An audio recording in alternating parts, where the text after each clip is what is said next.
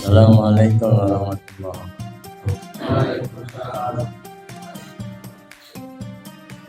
Alhamdulillah wassalatu wassalamu ala rasulillah para jamaah rahimakumullah. Kita awali pengajian kita dengan kita bersyukur kepada Allah. Alhamdulillah sampai saat ini kita masih diberikan begitu banyak nikmat oleh Allah. Antara lain nikmat yang paling berharga adalah nikmat iman, Islam, ihsan, kemudian kesehatan lahir maupun batin. Sehingga alhamdulillah dengan nikmat itu semua kembali kita bersama-sama mengisi rutinitas pengajian kita yang alhamdulillah pengajian kita malam hari ini diminta oleh salah satu jamaah kita yaitu Abah Mukri. Mudah-mudahan yang pertama kita niatkan talabul ilmi ini adalah merupakan bekal ibadah kita kelak nanti di yaumil qiyamah. Yang kedua, insya Allah Abah Mukri sekeluarga besar yang telah memberikan tempat kepada kita, yang telah memberikan sedekah, insya Allah ini semua akan diganti kelak nanti di yaumil qiyamah. Yang ketiga, kita niatkan insya Allah apa-apa yang sudah kita laksanakan baik dari awal sampai akhir ketika kita nanti selesai, semuanya ini adalah merupakan rangkaian ibadah kita kepada Allah Subhanahu wa Ta'ala. Bersalawat kita kepada baginda Nabi Muhammad Sallallahu Alaihi Wasallam, insya Allah syafaatnya akan menyertai kita ila yaumil qiyamah. Amin ya rabbal alamin. Para jamaah rahimakumullah, malam hari ini adalah merupakan malam Jumat yang terakhir di bulan Juni dan bulan Dzulqa'dah. Insya Allah Jumat malam ini dan besok merupakan Jumat yang penuh dengan keberkahan buat kita. Umur kita diberikan umur yang manfaat oleh Allah. Kemudian kita juga berharap dan berdoa selalu kepada Allah senantiasa diberikan kemurahan rezeki. Kemudian ditetapkan iman Islam kita. Kemudian insya Allah keluarga dan saudara-saudara kita pun insya Allah menjadi keluarga-keluarga yang sakinah, mawaddah dan warahmah. Para jamaah rahimakumullah, kembali kajian kita pada malam hari ini adalah masalah fikih, di mana beberapa waktu yang lalu kita sampai ke bab bagian masalah sujud di dalam salat. Karena salat adalah merupakan kunci ibadah. Salat adalah merupakan tiangnya agama. Salat adalah mengungkuli daripada semua ibadah. As-salatu ra'sul ibadah. Salat itu adalah kepalanya ibadah. Rajin kita ngaji tiap Jumat, tiap minggu, tiap malam, tiap hari. Tapi kalau salatnya kita tidak memperhatikan apa yang sudah diperjuangkan oleh baginda Nabi kita Muhammad Sallallahu Alaihi Wasallam, maka berhati-hatilah dengan urusan salat. Salat jangan dimudah-mudah, salat juga jangan digampang-gampang. Salat tidak susah kalau kita mau melaksanakan ibadahnya. Tapi salat juga harus berhati-hati karena di dalam salat itu adalah diatur oleh ulama-ulama kita terdahulu. Ada syarat, ada rukun, ada fardu, ada sunnah, ada makruh, ada batal, bahkan di dalam salat itu sendiri ada haram. Nah, disinilah pentingnya kita mengetahui tentang salat. Ustaz, banyak yang salat, tapi mereka cuma sekedar salat. Dan ternyata mohon maaf para jamaah rahimakumullah, termasuk adalah saya pribadi yang menyampaikan tentang masalah ini pun ternyata dalam sholat masih banyak yang salah. Apalagi kita yang tidak mau belajar tentang sholat. Maka di sini penting kita para jamaah seminggu sekali kita isi rohani kita dengan agama. Seminggu sekali rohani kita isi dengan ilmu. Kalau jasmani mah tiap jam mungkin tiap hari kita isi, tapi rohani ini yang kosong. Sampai Imam Al-Ghazali pernah mengatakan di dalam salah satu keterangannya adalah al-iman mulyanun. Iman itu telanjang. Iman itu telanjang, artinya kalau cuma sekedar iman itu percaya dan percaya tanpa kita melaksanakan perintah di dalamnya, maka iman kita cuma sekedar percaya.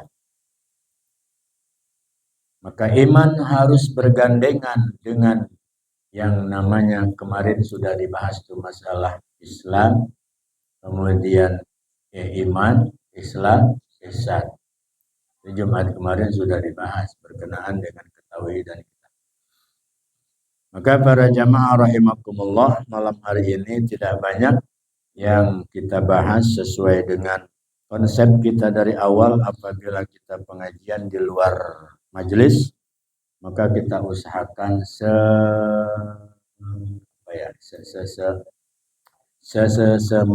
sederhana mungkin lah. Maksudnya jangan sampai mengganggu kanan kiri depan belakang yang mau istirahat. Karena khawatir, mohon maaf, kita ini kalau sudah ngaji, kalau belum sampai jam 12 belum selesai. Kalau di luar, diusahakan minimal jam 10 sudah selesai. Khawatir nanti ada saudara-saudara kita yang mau istirahat, kemudian merasa terganggu dan sebagainya. Maka daripada timbul mudarat dan fitnah, maka kita yang mengukur diri. Maka Abah Mukri, ampunten, jaluk hampura, karena biasanya zikir kita kalau di majelis sekian sampai alhamdulillah anasing turu segala macam saking panjangnya zikir. Ikimah dipotong disingkat semit karena memang saya mengkhawatirkan itu tadi. Syukur-syukur sih insya Allah ya masyarakat di sini senang dengan pengajian. Orang cukup amin. Hari amin dong mah. Nah buktinya sing hadir cuma telu doang, siji loro telu. Yang lainnya pada digang. Baik. Nanti boleh kalau ada yang mau dipertanyakan kalau memang waktu masih sempat. A'udzu billahi minasyaitonir rajim. Bismillahirrahmanirrahim. Faslun. Fa iza sajada as-sajadu as-saniyatu qala fiha ma zakarnahu fil awwalil sawa'un. Fa iza ra'si minha rab'un yutakabbiru wa jalasa fil istirahati jalasatu latifahu bihaisu takunu harakatun sukuna. Ini kacamatanya nggak di bawah. Sukuna tibna summa yakulu illa roka'atan as-saniyatun. Wa yamudu takbiratul lati rab'un biha minas sujudi illa ayyatasobba fa innama wa yakunu al-madu ba'dal lami minallah. Hadza ashabun aujahun li istihaban walahum wajhi annahu rabbun bi ghairi takbirin wa jalasa lil istirahati fa iza yatadahu kaburan. Pasal ini adalah menjelaskan tentang di mana kita melaksanakan sujud ketika sholat. Faiza sajada, apabila ketika kita sujud as-sajata as-saniyatu qala, maka ketika sujud itu as-saniyatu dua kali qala fiha mazakirnahu, yaitu kita mengingat kepada Allah fil awwali, yaitu dengan yang awal, sawaun dalam segala sesuatunya. Fa idza raf'un ra'su minha, dan ketika sujud itu jangan sampai kita ada yang menghalangi. Jadi kepala kita mesti nempel. Kemudian raf'un yatakabbiran, yaitu dengan kita mengucapkan kalimat takbir. Wajalasa li istirahati, kemudian kita duduk istirahat. Kalau dalam ilmu fikihnya disebut adalah duduk antara dua sujud. Jalasatu latifatun bihaisu taskunu harakatin, di mana kita membaca kalimat takbir itu tidak lebih daripada 2 rakaat. Ini mestinya praktek sih. Kalau cuma dibaca doang ini tanpa ada prakteknya riuh. Fa'idha sajada, ketika sujud. Ini yang sering kita perhatikan para jamaah rahimakumullah. Sudah sering juga saya sampaikan bahwa ketika sujud itu mempunyai rukunnya 7. Rukun sujud ada 7. Yang pertama, wasing ingat bukan?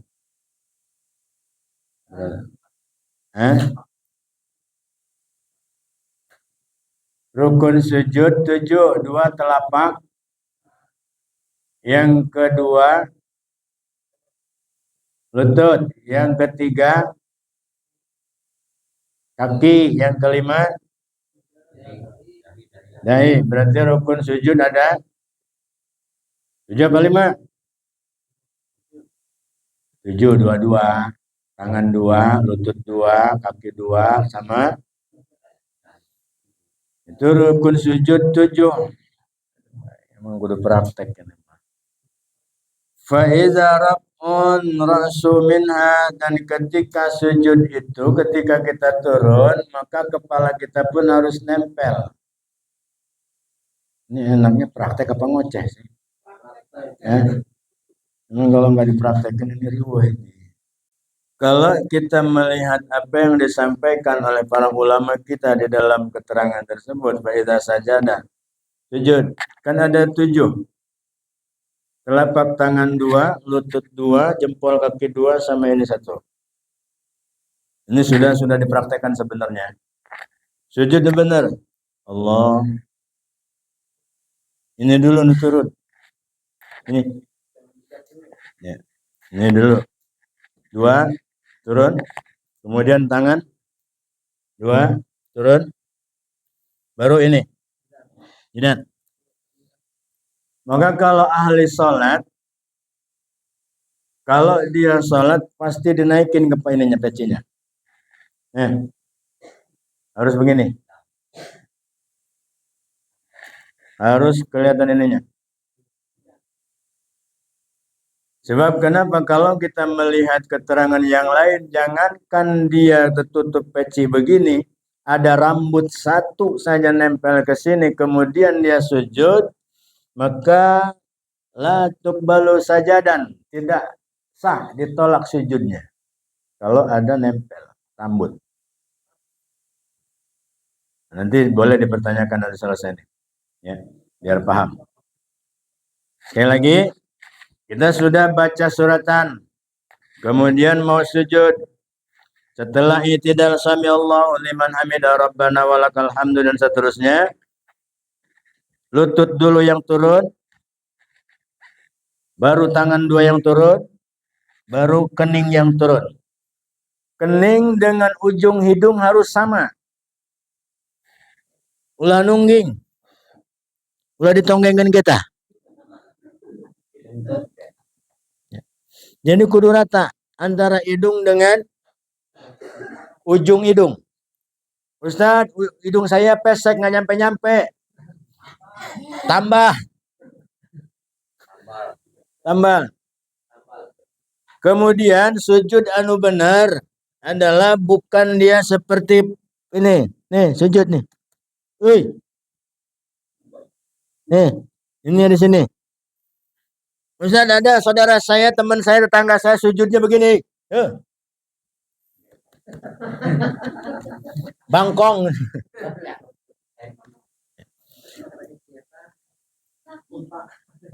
Sah sholatnya, sah. Tinggal kita dia mengambil taklidnya kemana. Kalau ada yang sujud umpama jamaah, ada yang sujudnya begini, itu jangan diopenin, biarin. Itu madhab Maliki. Biarkan saja. Tapi ada Ustaz teman saya sujudnya kakinya ngangkat satu.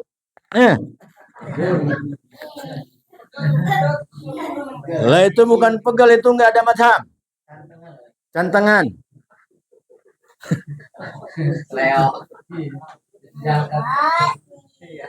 Ini maaf. Jadi waktu sujud, nah ininya nih. Kaki. Jempol kaki kudu muter. Kudu nekuk. Nih. Tuh. Kalau bisa 5-5-nya. Kalau bisa. Kalau nggak bisa cukup satu. Kalau ada yang dia sujudnya ininya begini, ininya nggak nekuk. Nggak sah sujudnya. Ustaz, tapi ada penyakitan cantengan. Nggak apa-apa. Kalau memang ada penyakit. Ini orang yang nggak ada penyakitnya, sehat, tapi dia sujudnya seperti itu, maka nggak sah sujudnya. Kemudian tadi ada duduk faida jalasa li istirahati, artinya duduk istirahat, duduk antara dua setelah membaca subhana rabbiyal a'la wa bihamdihi. Nah, Allah, dan tadi cukup dia membaca kalimat takbir intiqalnya 2 rakaat. Allahu Akbar, jangan terlalu panjang Allah. Kita tah. Ustaz, ada yang begini. Silakan kalau memang bisa. Kalau ada yang begini, sah nggak salatnya?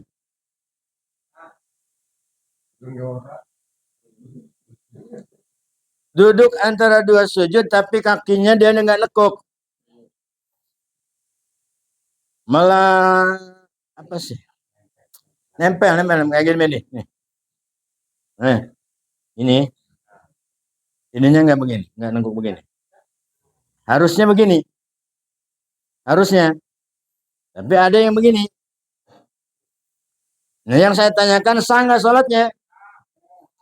Sholatnya sah, tapi tidak dia mendapatkan kesempurnaan dalam duduk antara dua. Tapi ketika dia sujud, kalau dia ininya nggak nekuk, apa sih ini ngaranna ya? Lentelunuk jempol kaki, ya. Jempol kakinya nggak nekuk, maka ketika sujud, sujudnya tidak sah.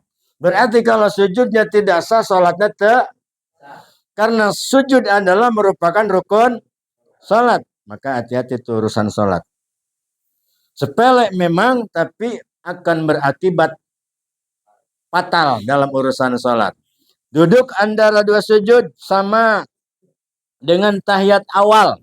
Karena babnya belum nyampe tahiyat awal, tahiyat belum. Baru bagian sujud doang. Jadi sekali lagi, sujud anu benar,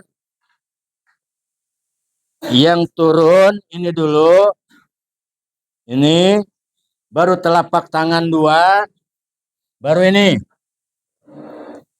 Kalau laki-laki ininya agak dibuka, ininya jangan dimasukkan ke dalam begini. Nah kalau ibu-ibu, jadi kalau laki-laki kudu dibuka ininya, sejajar dengan telinga. Ada yang di bawah begini. Nah itu kurang sempurna sujudnya. Ya, jadi itu para jamaah rahimakumullah. Kemudian takbirnya juga jangan sampai melewati 2 rakaat daripada sujud. Allahu Akbar. Wes kanan baik. Jangan sampai terlalu banyak Allah. Jangan bentang-bentang korek Allah. Ajan kumah. Jadi biasa baik. Jangan mentang-mentang kori laju, gitu kan. Nah itu adalah sujud, bagian sujud. Ustaz, ada sujud tetangga saya sujudnya begini, Allah. Nah, biasanya ke wong lemu, kayak abah ke, abah ya. Biasanya lemon wong lemu kan susah gitu. Garati wong ya. Iya. Kalau memang itu dia darurat, ada penyakit, nggak masalah. Jadi yang sehat, yang tidak ada masalah, maka mutlak sujud mah kudu ini dulu turun. Tuh. Baru ini. Ustaz, ada tetangga saya bahkan dia imam. Tapi dia sujudnya nggak sesuai dengan aturan yang diajarkan oleh para ulama. Bagaimana sujudnya? Malahan ini dulu. Allah. Oh. Lara pinggang wis iku mah wis mikulin karum bareng mah. Ini cangkeng. Jadi para jamaah rahimakumullah, urusan sholat ini memang sepele, tapi kalau kita tidak pelajari, kalau kita dianggap sepele, maka akan rusak dari awal sampai akhir. Maka kata ulama, sholat itu diawali dengan takbir, diakhiri dengan salam. Di dalamnya ada Fatihah, ada baca suratan, ada sholawat segala macam. Maka kalau itu tidak dipakai, maka sia-sialah sholat kita. Wajar kita berdoa kepada Allah. Allah tidak pernah mengabulkan doa kita karena urusan sholat saja masih dianggapnya sepele. Yang kedua, sholat jangan sampai diabaikan. Karena sholat adalah merupakan kunci ibadah.